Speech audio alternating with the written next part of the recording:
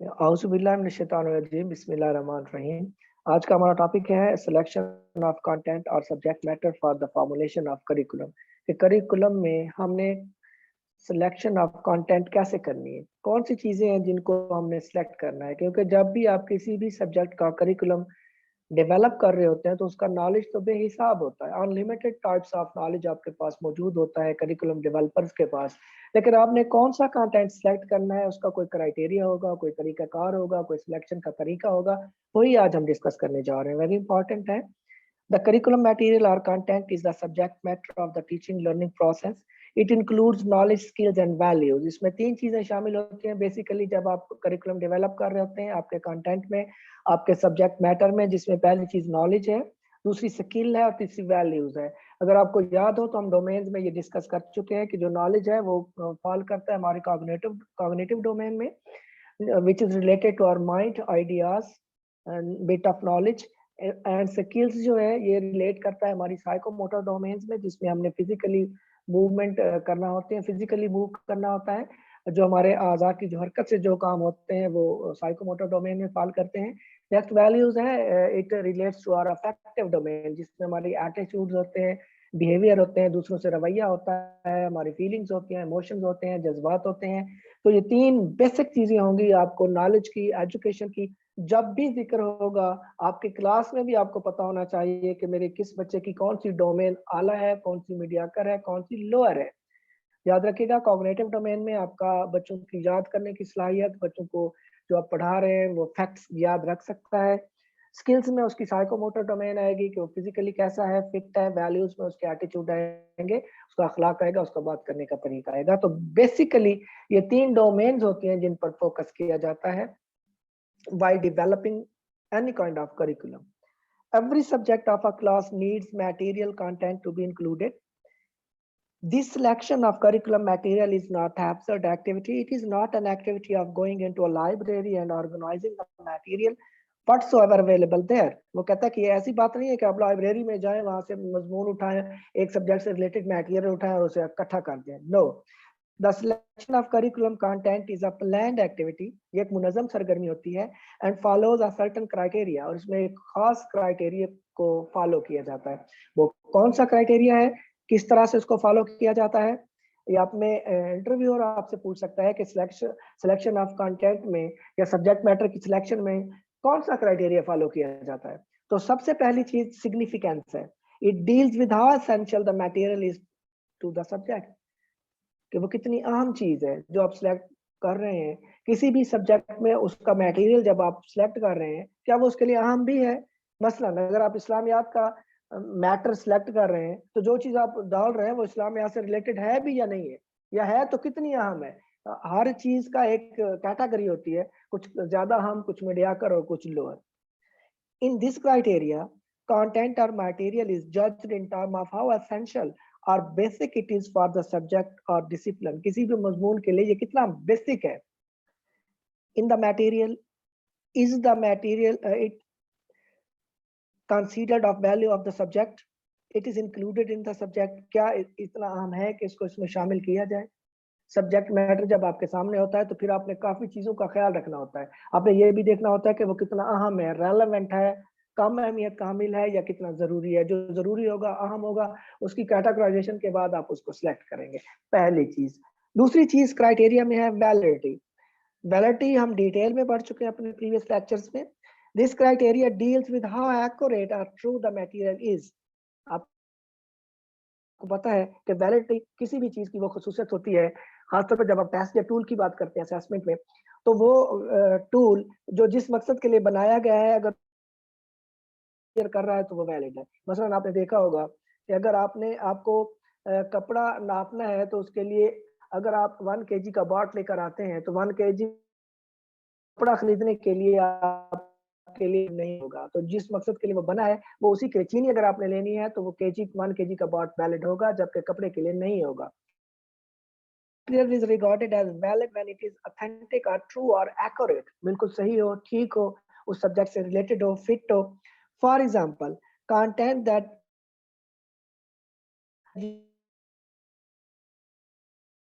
पाकिस्तान, एक ऐसा कंटेंट जिसका मकसद ज्योग्राफी ऑफ पाकिस्तान को कवर करना था, should do just that and not include Pakistan economics. तो जो ज्योग्राफी के लिए बनाया गया है कंटेंट आपने सेलेक्ट करना ज्योग्राफी का और उसमें आपने इकोनॉमिक का डाल दिया है, तो वो कंटेंट इकोनॉमिक वाला ज्योग्राफी में वैलिड नहीं होगा। तो दूसरी जो चीज है, अहम चीज है इस क्राइटेरिया की, वो वैलिडिटी है कि जो आप कंटेंट सेलेक्ट कर रहे हैं वो सिग्निफिकेंट हो और वो वैलिड भी हो। इसके बाद तीसरी चीज कौन सी है? Social relevance. कल हमने बात की थी कि सोसाइटी और एजुकेशन का या स्कूल का इंतहाई गहरा ताल्लुक होता है, ये एक दूसरे के बरकून के नहीं होते हैं। तो सोशल रेलेवेंस कितनी इंपॉर्टेंट होगी? It deals with whether the material is worthwhile to society. जो मटेरियल आपने सेलेक्ट किया है, अगरचे वो सिग्निफिकेंट भी हो, अगरचे वो वैलिड भी हो, उस मजमून से रिलेटेड हो, लेकिन क्या सोसाइटी उसको एक्सेप्ट करती है जिस सोसाइटी को आप वो देने जा रहे हैं? This criteria is concerned with social relevance. It deals with moral values, ideals, social problems, and controversial issues. Those material are selected which are in accordance with social values, ideals, culture, and tradition. It means कि social criteria पर, social relevance के criteria पर उस पूरे material को आप judge करेंगे। अभी हमने बात की कि अगरचे वो उसमें सारी खसूसियात हों, वो सिग्निफिकेंट भी हो, वो वैलिड भी हो, लेकिन अगर वो उस सोसाइटी की रिवायात के, ट्रेडिशंस के, वैल्यूज के, एथिक्स के खिलाफ है, तो वो कभी भी शामिल करिकुलम में नहीं होगा।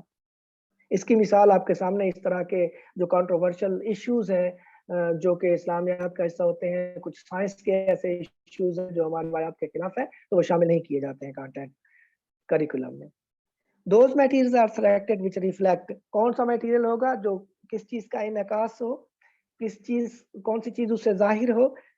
Democratic principles and values, understanding of cultural groups, social awareness, change in society. ये चार चीजें उसमें शामिल हो, जमहूरी रिवायात और उसूल हो, कल्चरल ग्रुप्स उसको समझ सके, उसमें मुआशरे के बारे में आगाही हो कि हमारे मुआशरे को किस तरह के वसाइल, किस तरह के चैलेंजेस और किस तरह के मसाइल का सामना है, चेंज इन सोसाइटी, और वो सोसाइटी में तब्दीली लाने का भी बाइस बनता हो, और नित्य नई जो तब्दीलियां सोसाइटी में रूनुमा हो रही हैं उससे भी आगाह करे अपनी आने वाली नई नस्ल को। इसके बाद यूटिलिटी है, चौथा जो अहम जुज है। यूटिलिटी जैसा कि नाम से ही जाहिर है, it deals with the how useful the content is to adult functioning, adult life। आप कंटेंट सेलेक्ट कर रहे हैं जो कि आप ये बच्चों के लिए कर रहे हैं, लर्नर्स के लिए कर रहे हैं, immature member of the society के लिए कर रहे हैं। क्या ये सारी चीजें इन बच्चों को जब वो एडल्ट लाइफ में एंटर होंगे कोई फायदा भी देगी, या ऐसे फजूल की चीजें रटवा रहे हैं जिनका रियल लाइफ से, उनकी फ्यूचर लाइफ से, उनके मुस्तकबिल से कोई ताल्लुक ही नहीं है? जैसा कि आमतौर पर आज की हमारी तालीम के बारे में कहा जाता है या समझा जाता है कि इतना पढ़ने के बावजूद भी बच्चे इस काबिल नहीं होते कि वो अपना रोजगार हासिल कर सकें, या कुछ भी उनमें स्किल नहीं होता, जस्ट उन्हें डिग्रियां ली होती हैं। This criteria is concerned with the usefulness of material for the learner. The material selected under this criteria helps students preparing them for adult life। क्या वो अपने आने वाली जिंदगी के लिए खुद को तैयार कर सकते हैं इस मटेरियल को पढ़कर? Mostly the institutions select material which are theoretical, but this criteria helps to select content which are valuable to the real world. It includes content like career education, personal health, personal finance, and computer education. यही वो बता रहा है कि आमतौर पर हमारे पास जो डिग्रीज इश्यूज की जाती है वो थ्योरेटिकल वर्क पर होती हैं, प्रैक्टिकल वर्क को इग्नोर किया जाता है, और ऐसे पेशा वाराना जो कैरियर हैं उनको भी इग्नोर किया जाता है, जिसमें कैरियर एजुकेशन है, कोई किसी को पता नहीं होता कि आगे चल के उसने क्या करना है।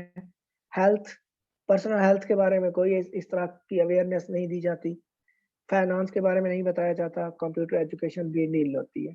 तो इस तरह का कंटेंट सेलेक्ट किया जाए। चौथा जो अहम पॉइंट है कि वो यूजफुल हो, वो मुफीद हो, वो फायदामंद हो जब बच्चा बड़ा होकर एडल्टहुड में कदम रखे। इसके बाद लर्नएबिलिटी है, पांचवा point. It deals with whether the contents are easy to learn.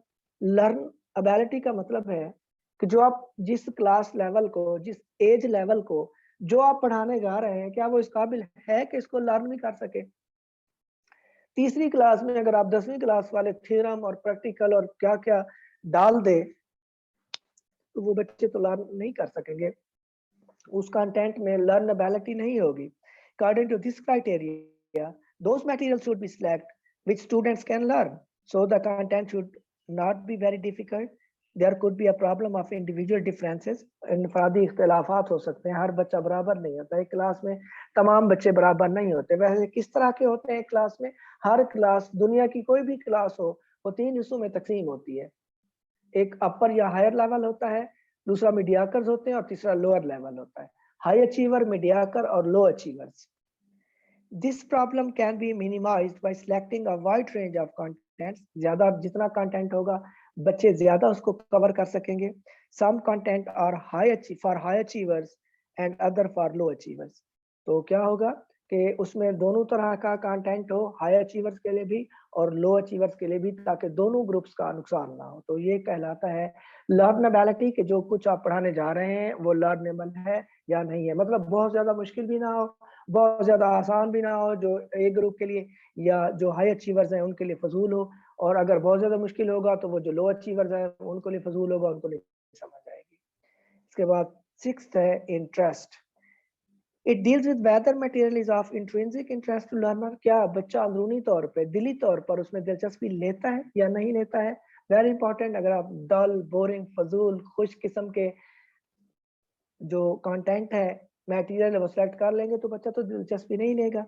This criteria is of prime importance, but unfortunately it has lowest priority among the curriculum developers. Actually, there is a mismatch between the content of students' interest and content with curriculum developers thinks best for the students to learn. वो कहता है कि ये सबसे important चीज है, लेकिन इसको सबसे आखिर पे रखा जाता है। और एक big gap होता है किस चीज में? स्टूडेंट्स के इंटरेस्ट में और करिकुलम डेवलपर्स की अपने इंटरेस्ट में।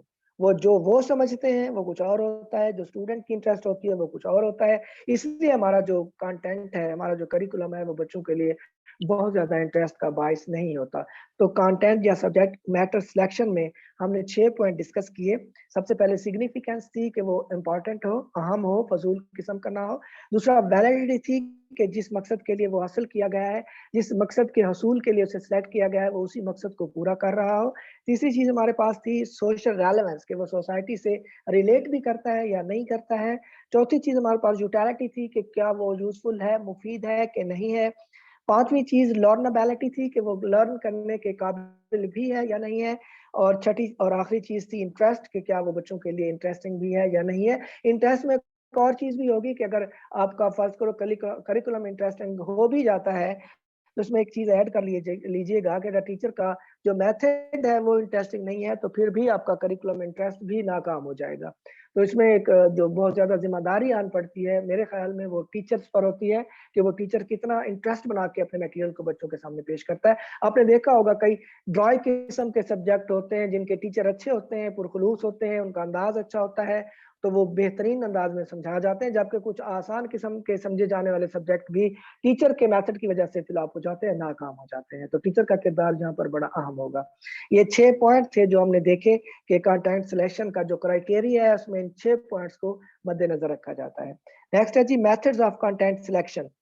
ये कंटेंट का मटेरियल तो क्राइटेरिया तो हो गया कि ये क्राइटेरिया होगा। अब उसका मेथड क्या होगा, किस तरीके से उनको सेलेक्ट किया जाएगा। The curriculum worker must not only choose among the criteria of content selection, but also must explore the cultural heritage for the kind of content employed by them. उसमें वो कहता है कि सकाफती विरसे का भी ख्याल रखा जाना चाहिए। This requires procedure for the selection of subject matter. In some cases, these producers are based almost entirely upon practical reason and judgment. As in the case of those used to satisfy such criteria as survival and social reconstruction.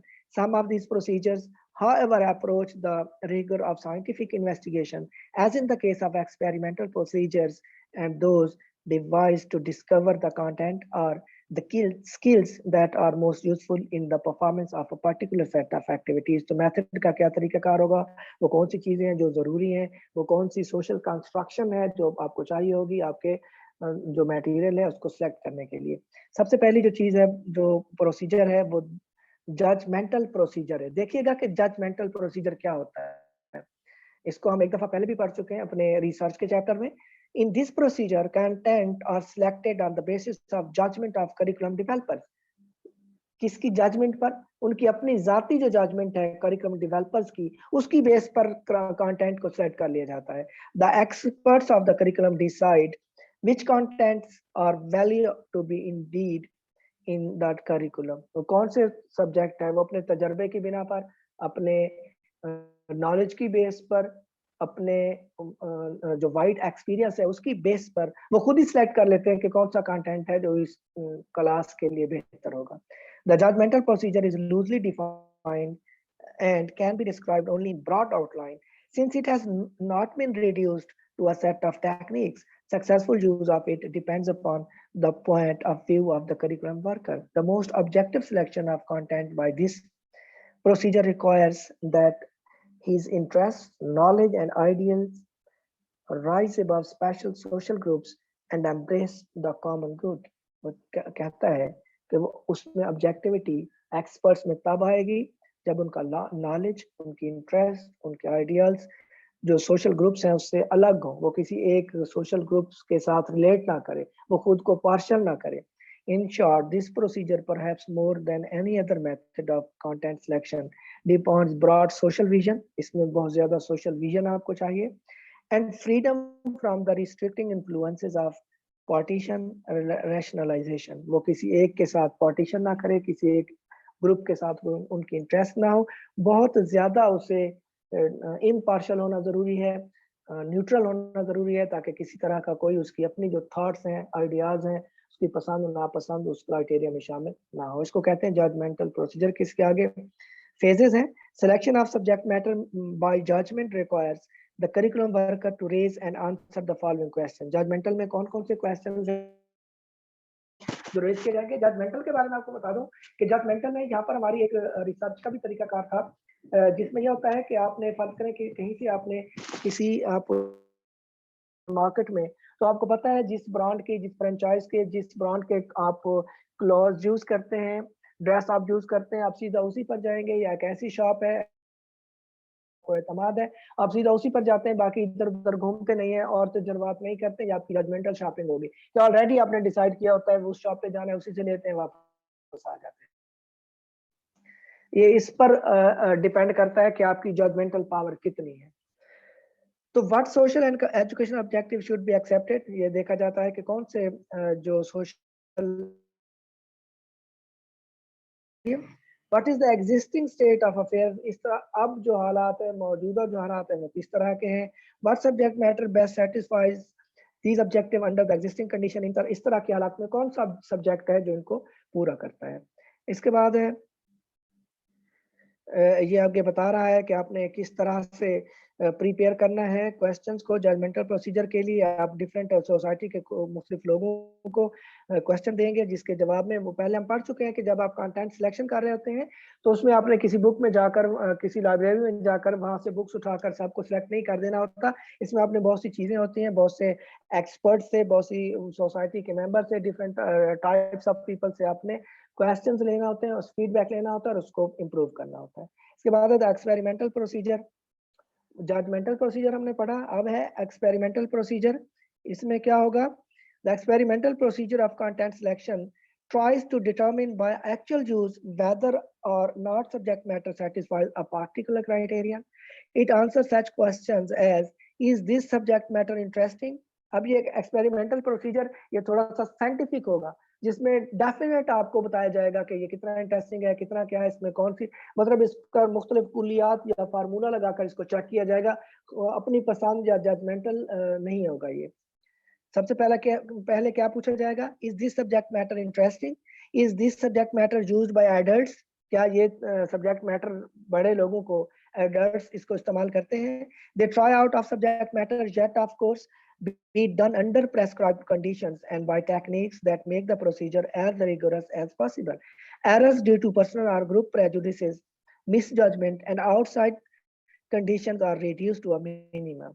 अगर बैरूनी चीजें, पसंद और नापसंद, लोगों की तसब्बुत, miss judgement, इन सब से बचा जा सकता है जब इनको मोर साइंटिफिकली बनाया जाए, ज्यादा क्लियर एंड कंसाइज जब कर दिया जाता है, एक क्राइटेरिया सेट कर दिया जाता है कि क्या इंटरेस्टिंग है, क्या बड़े इसको इस्तेमाल करते हैं, इस पर जो पूरा उतरता है उसको सिलेक्ट कर दिया जाता है। तो मतलब ये कि ये जो हमारा इससे पहला हमारा जो मेथड था जजमेंटल प्रोसीजर, उससे ये निस्बतन बेटर है। The general pattern of experimentation किस तरह से करते हैं? Hypothesis that is an idea to be tried out. Hypothesis सबसे पहले सेट किया जाता है, जो कि आपको पता है, हम पढ़ चुके हैं, साइंटिफिक मेथड के जो तरीके हैं वो इस पर बरूए कार लाए जाते हैं, अप्लाई किए जाते हैं, इसलिए इसे एक्सपेरिमेंटल प्रोसीजर बोला जाता है। Control of the conditions of the try out, condition को कंट्रोल किया जाता है जो एक्सपीरियंस हमारे पास होते हैं वेरिएबल, उनको खत्म कर दिया जाता है। And objective account of the result, जिस तरह से ऑब्जेक्ट आते हैं एज इट इज उनको रिजल्ट को पेश कर दिया जाता है।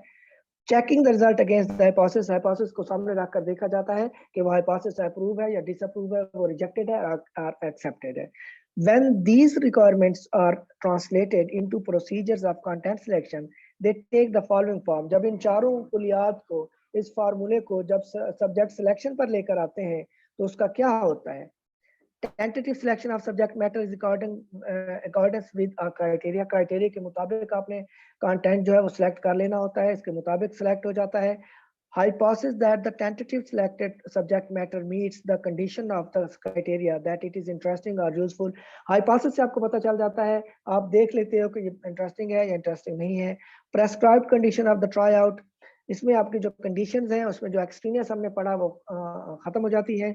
Objective techniques for determining the result, test and other observation and record. Objective techniques वो होती हैं जो एज इट इज हो, मतलब 2 + 2 = 4, उसमें आपका कोई इफेक्ट नहीं होता किसी भी चीज से, ना मौसम से, ना लोगों की ख्वाहिशात से, ना पसंद से, ना नापसंद से। इसके बाद है checking the result against the hypothesis to find whether or not the subject matter satisfies the criteria. इसके बाद आप चेक करते हो कि आपने जो क्राइटेरिया, जो हाइपोथेसिस आपने सेट किया था, क्या उसके मुताबिक है। मसलन अगर आपने ये सोचा हुआ है, आप ये समझते हैं कि ये इंटरेस्टिंग है, लेकिन बाद में जब आप उस पर टेस्ट लगाते हैं, लोगों से राय लेते हैं, तो आपको पता चलता है कि आपने जो हाइपोथेसिस सेट किया हुआ था कि ये कंटेंट मटेरियल इंटरेस्टिंग है, एंड पे आपको पता चलता है कि ये इंटरेस्टिंग नहीं है, तो इस तरह आपका जो हाइपोथेसिस है वो रिजेक्ट हो जाएगा। The procedure has not been used extensively. ये प्रोसीजर बहुत ज़्यादा इस्तेमाल नहीं होता, but its findings have been generally respected. It has been used, for example, in ascertaining the interest of children in poetry and other forms of literature, in music and in color combination and arrangement. ये हर जगह पर कामयाब नहीं होता, ये different types of subjects हैं जहाँ पर इनको इस्तेमाल किया जाता है। तो दो प्रोसीजर्स हमने पढ़े, एक जजमेंटल प्रोसीजर था जिसमें उन्होंने अपनी जजमेंट की बेस पर कंटेंट को सिलेक्ट करना होता है। दूसरा जो था, जो अभी हमने खत्म किया, वो एक्सपेरिमेंटल प्रोसीजर है, जिसमें कुछ साइंटिफिक रूल्स या फार्मूलाज या स्टेप्स को आप फॉलो करते हैं, उसके बाद आप ज्यादा बेहतर अंदाज में इस काबिल होते हैं कि बता सकें कि आपका जो कंटेंट है वो सिलेक्ट किया हुआ वो किस तरह का है। और इसके बाद आखिरी है हमारे पास द एनालिटिकल प्रोसीजर। ये क्या होता है, इसको हम देखते हैं। The analytical procedure is one of the most widely known method of content selection. ये सबसे ज्यादा इस्तेमाल होने वाला कंटेंट सिलेक्शन का तरीका है। It has been closely identified with the criteria of utility, although it has been used with other criteria. In general, it consists of an analysis of the things people do in order to discover the subject matter functioning in these activities. Analytical वो कहता है कि इसमें ये देखा जाता है कि people actually कर क्या रहे हैं, इस वक्त वो किस हालत में है, वो किस तरह से कुछ चीजें कर रहे हैं।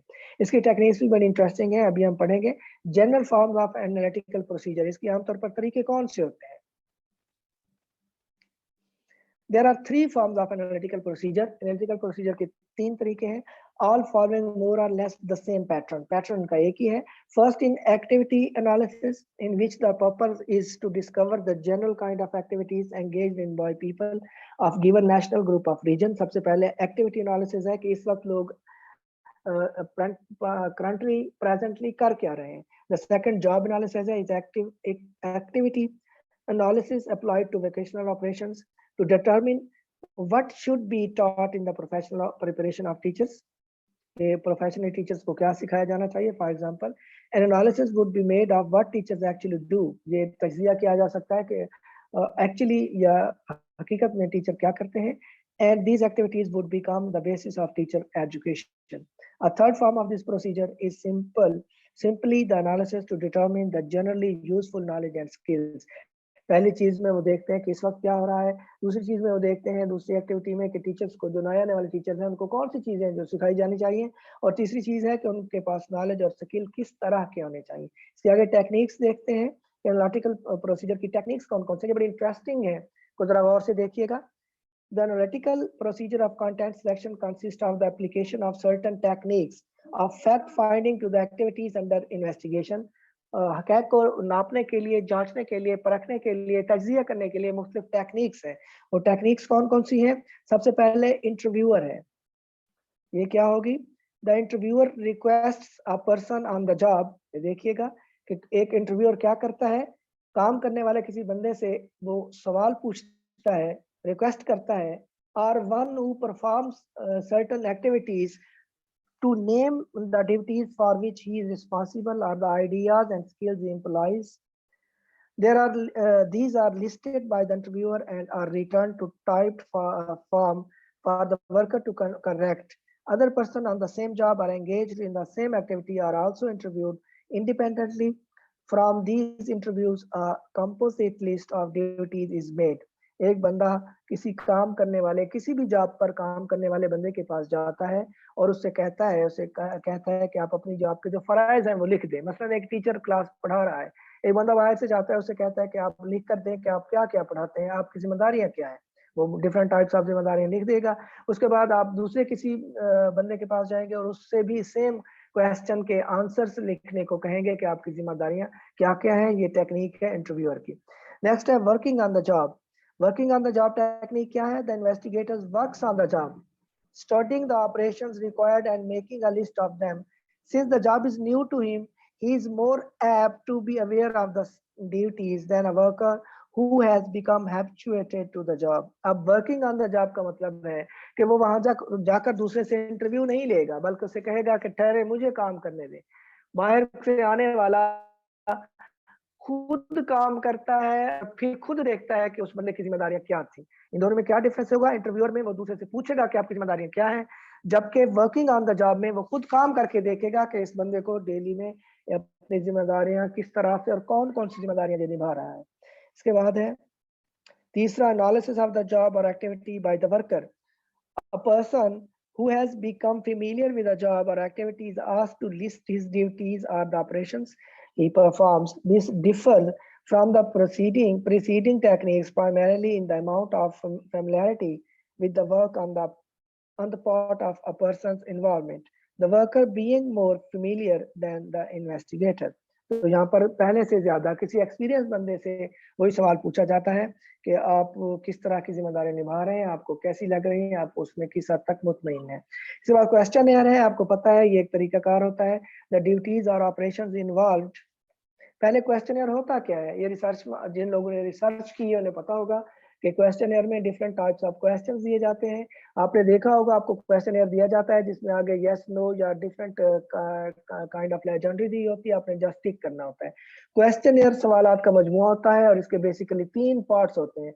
एक डेमोग्राफिक पार्ट होता है, जो पहला पार्ट होता है जिसमें उसकी पर्सनल इंफॉर्मेशन होती है, आपने देखा होगा, नेम होगा, वल्दियत होगी, प्रोफेशन होगा, एज होगी, क्वालिफिकेशन, जॉब, ये इस तरह की चीजें जहां पर दी जाती हैं वो डेमोग्राफिक सेक्शन होता है या पार्ट होता है।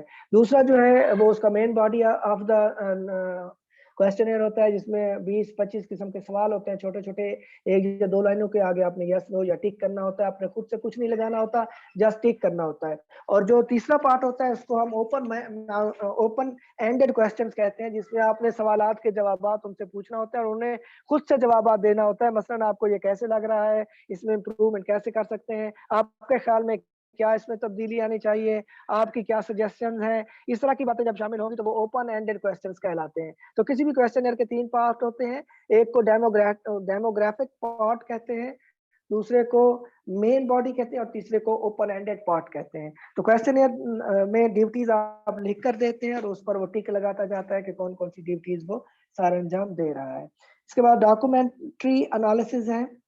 इसमें क्या होता है डॉक्यूमेंट्री एनालिसिस में? डॉक्यूमेंट्री एनालिसिस में the investigator makes an analysis of magazines, correspondence, public records, and the like, and tabulates the information, skills, or principles found in these documents. These findings throw light on what will be needed by persons who use these documents or who are involved in activities from which they result.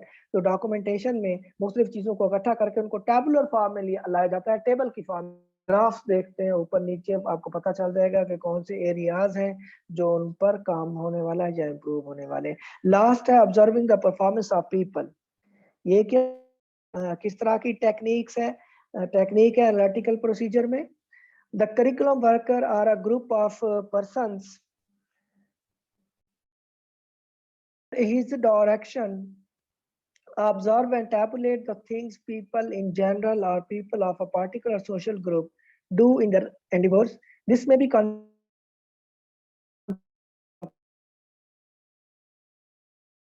grouped in certain situations. Children's needs as they perceive them may be studied in the classroom or in other group situations. In connection with the criteria of interest, following this type of analysis, content may be selected to meet these self-perceived need. तो आप performance of people से ये अंदाजा लगा लेते हैं कि उनकी जो नीड्स हैं वो कौन कौन सी हैं, उसकी आप लिस्ट बनाते हैं और उस पर आप काम शुरू करते हैं। The application of these 6 techniques yield a list of performance और नीड, इनसे आपको परफॉर्मेंस या जरूरियात की एक लिस्ट आपके पास आ जाएगी। The question then is how to determine